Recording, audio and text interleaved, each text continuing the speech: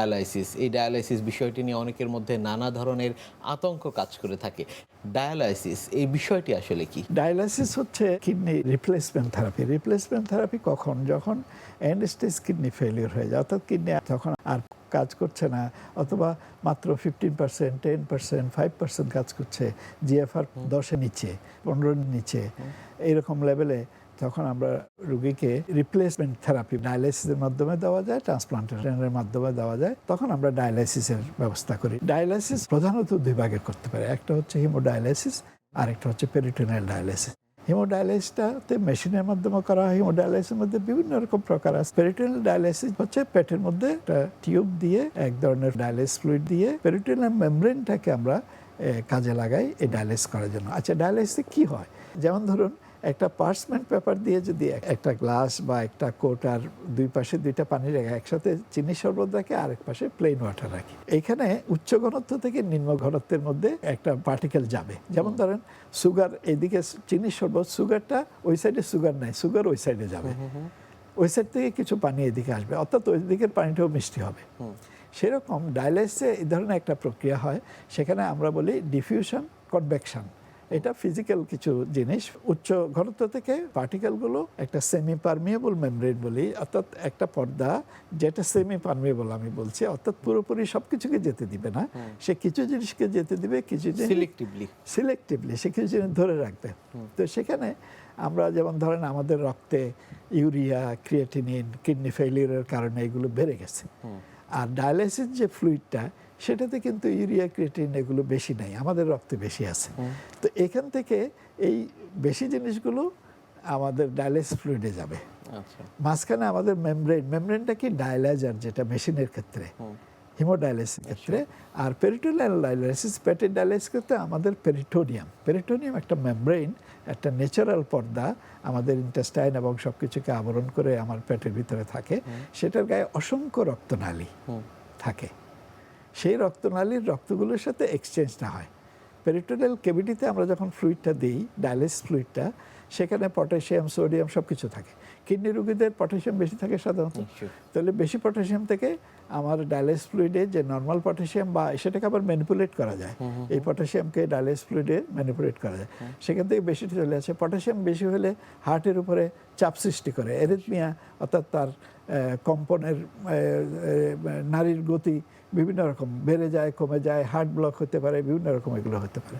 হিমোডায়ালাইসিসের ক্ষেত্রেও তাই। ডায়ালাইসিসে এক্সট্রাকর্পোরিয়াল সার্কিট বলে আমরা মেশিন থাকে। আমাদের ব্লাড একটা আর্টেরিয়াল লাইন, একটা ভেনাস লাইনের মাধ্যমে, আর্টেরিয়াল লাইনের মাধ্যমে ব্লাডটা শরীর থেকে বের হয়ে মেশিনে যায়। সেখানে ডায়ালাইসিস মেমব্রেনের এক পাশে ব্লাড থাকে, আরেক পাশে ডায়ালাইসিস ফ্লুইড থাকে, সেখানে এক্সচেঞ্জটা ঘটে। সেই ঘটার পরে যে দূষিত পরিশোধিত রক্তটা ভেনাস লাইন দিয়ে আবার আমাদের শরীরে চলে আসে। এটাকে আমি যত সহজ করে বলার চেষ্টা করলাম। এখানে কিছু ডাইনামিক্সের ব্যাপার আছে, কিছু ফিজিক্যাল ফ্যাক্টর আছে। এটা হওয়ার ফলে তখন আমাদের শরীরে বিশুদ্ধ রক্তটা আসে, দূষিত জিনিস বের হয়ে যায়। এভাবে এটা ঘুরতে থাকে। ঘুরতে ঘুরতে আমরা সাধারণত 4 ঘন্টা ধরে এই কাজটা করতে থাকি। এই এক্সট্রা কর্পোরিয়াল সার্কিট, অর্থাৎ মেশিনে ব্লাড যায়, পরিশুদ্ধ ফিরে আসে। তারপরে একটা রিজনেবল পিউরিফাইড ব্লাড আমাদের সার্কুলেশনে যখন এসে যায়, তখন আমরা 4 ঘন্টার মাথায় ডায়ালাইসিসটা, মেশিন ডায়ালাইসিসটা বন্ধ করি। আর পেরিটোনিয়াল ডায়ালাইসিসটা আমরা 6 ঘন্টার মতো পেটের ভিতরে রাখি, তারপরে আমরা এক্সচেঞ্জ করি। অর্থাৎ যার দুইটা, একটা ওয়াই শেপেড কানেক্টিং টিউব দিয়ে, একটা টিউব দিয়ে ঢুকে পেরিটোনিয়াল ক্যাভিটিতে পেটের ভিতরে, আরেকটা টিউব দিয়ে বের হয়।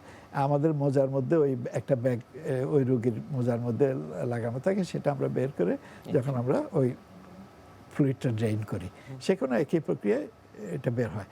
আচ্ছা, এখন রোগীরা ভয় পায়। রোগীরা ভয় পায় কেন? রোগীরা ভাবে একটা একটা ব্লাড লাইন একটা ফিট করা হয়, তার মাধ্যমে ব্লাড বের করে নেওয়া হচ্ছে, সেটা ব্লাডের একটা অংশ মেশিনে যাচ্ছে, তারা এটা ভয় পায়। ভয়ের তেমন কারণ নেই। তবে হ্যাঁ, যাদের হার্ট ডিজিজ আছে, বিশেষ করে হার্টের পাম্প ফাংশন কম, যেমন আমরা ইজেকশন ফ্র্যাকশন বলে আমাদের কার্ডিওলজিস্ট বন্ধুরা, ওইটা যদি খুব কম থাকে, কারো 20-25 এরকম, তাদের ক্ষেত্রে মাঝে মাঝে ওই ব্লাডটা যখন এক্সট্রা মেশিনে চলে যায়, তখন তাদের কিন্তু ব্লাডের ভলিউম কিছু কমে যায়। তখন তো অনেক সময় তাদের ব্লাড প্রেশার ড্রপ করে, বুকে ব্যথা হয়, হার্টবিট ইরেগুলার হতে পারে, আমরা এরিথমিয়া বলি। এরকম খুব কম্প্রোমাইজড হার্টের ফাংশন যদি না হয়, সাধারণত ভয় নাই, সাধারণত ভয় নেই। আর কারো কারো যদি অ্যাকিউট হার্ট অ্যাটাকের ইমিডিয়েট পরপরে যদি আমরা একটা নর্মাল ডায়ালিসিস কাউকে দিই, সেক্ষেত্রেও কিছু সমস্যা হতে পারে। সেক্ষেত্রে খুব কেয়ারফুল থাকতে হয়। খুব হালকা ধরনের একটা ডায়ালিসিস আমরা বলি, শুরুতে আমরা এটাকে বলি সাস্টেইনড লো এফিসিয়েন্সি ডায়ালিসিস, স্লেট বলি আমরা। সেটা দিয়ে রুগীকে পয়লা মানে একটু রুগীকে অ্যাডজাস্ট করার ব্যবস্থা করি, তারপরে ধীরে ধীরে ফুল ডায়ালিসিস যায়। তো নর্মালি ডায়ালিসিস ছোট বাচ্চাদেরও করা যায়, মানে বয়স্ক লোকদেরও করা যায়, হার্টের রোগীদেরও করা যায়। বাট কেয়ারফুল থাকতে হয়, এক্সট্রিমস অফ এজ, যাতে খুব বয়স্ক, খুব কম বয়সী, আবার হার্টের ফাংশন যাদের খুব কম, তাদের ক্ষেত্রে একটু কেয়ারফুল থাকতে হয়। আদারওয়াইজ আমি রোগীদের উদ্দেশ্যে বলবো যে এটা খুব ভয়ের কিছু নাই।